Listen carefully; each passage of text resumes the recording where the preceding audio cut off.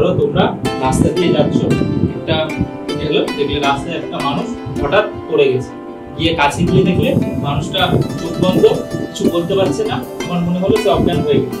ঠিক আছে, তারপরে তোমাদের করণীয় কি? প্রথমে গিয়ে দেখবে পালস চেক করবে।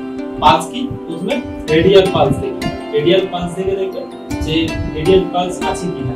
ঠিক আছে, যদি পেয়ে গেলে ঠিক আছে, ওখানে যদি না পাও তাহলে দেখবে এটাই বলে ক্যারোটিড পালস। ক্যারোটিড দেখবে, ক্যারোটিড কোথাও তুমি পালস খুঁজে পাচ্ছ, তখন তোমাকে কি করতে হবে?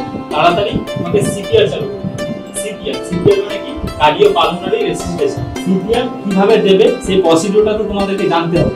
সিপিআর কিভাবে দিতে হয়, আরেকটা জিনিস লক্ষ্য করবে যে তার এয়ার অবস্ট্রাকশন হচ্ছে কিনা, মানে মুখে কোনো কিছু বন্ধ হয়ে গেছে কিনা, তার জন্য সে নিঃশ্বাস নিতে পারছে বা তার পালসটা সেগুলো প্রথমে সেই জায়গাটাকে ধীর জমতে দেবে না, যাতে ফাঁকা হয়ে যায়, একটা সুন্দর বাতাসগুলো আসে। তারপরে কি করবে?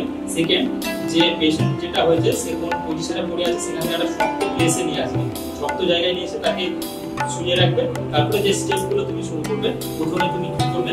যে আমাদের যে পজিশনগুলো হয়, আমাদের স্টারনাম থাকে, lower half of the sternum. ঠিক আছে, লেফট হ্যান্ড তুমি পাম দিয়ে এখানে প্রেস করলে, তারপরে রাইট হ্যান্ড দিয়ে ইন্টারলক করবে।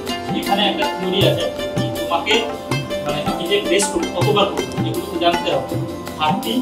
30 চেস্ট কম্প্রেশন, মানে 30 বার আমি কম্প্রেস করব আর 2 বার ব্রিদিং দেব, রেস্ট ব্রিদিং। ঠিক আছে, এই সাইকেলটা আমাকে পূরণ করতে হবে।